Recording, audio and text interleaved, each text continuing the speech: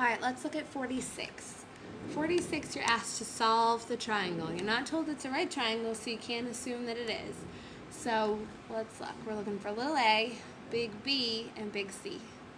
We know nothing, or all of nothing, for none of them, if that makes any sense. So we're going to use law of cosines here.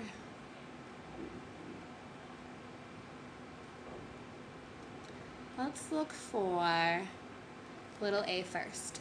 So a squared equals b squared plus c squared minus 2b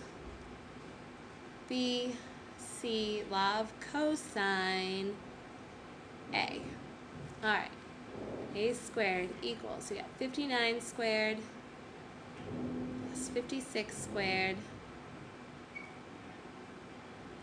minus 2 times 59 times 56 cosine of 53. I'll put that all in my calculator. I get 59 squared is 3,481 and 56 squared is 3,136. So I'm going to add those two values together and I get 6,617. And then I'm going to multiply 2 times 59 times 56 times cosine of 53, and I get 3,976.79. So a squared equals the difference of those two numbers, which is 2,640.2. So remember, that's a squared. Take the square root of that number, and a equals 51.38. So we can fill that in up here. Now we're not done solving our triangle. We next need to solve for either b or c. Let's do b first. Remember, you have those rules or your laws for your angles.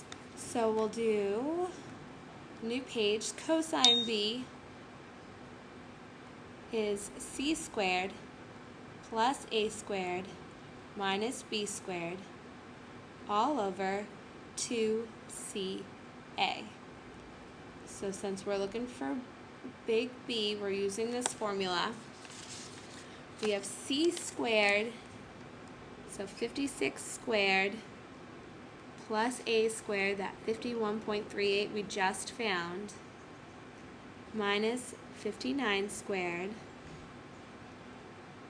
all over 2 times 56 times 51.38.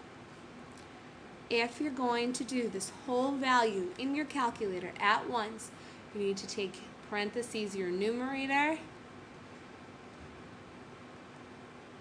close parentheses, divided by parentheses your denominator, close parentheses.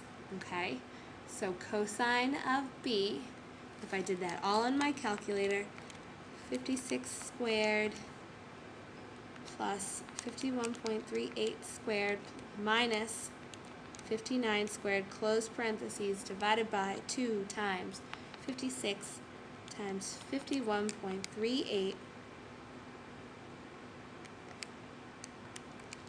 you will get cosine b to equal a decimal.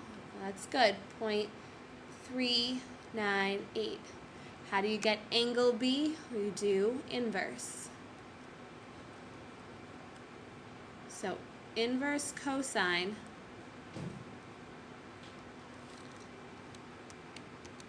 of 0.398 is going to give you 66.5 degrees.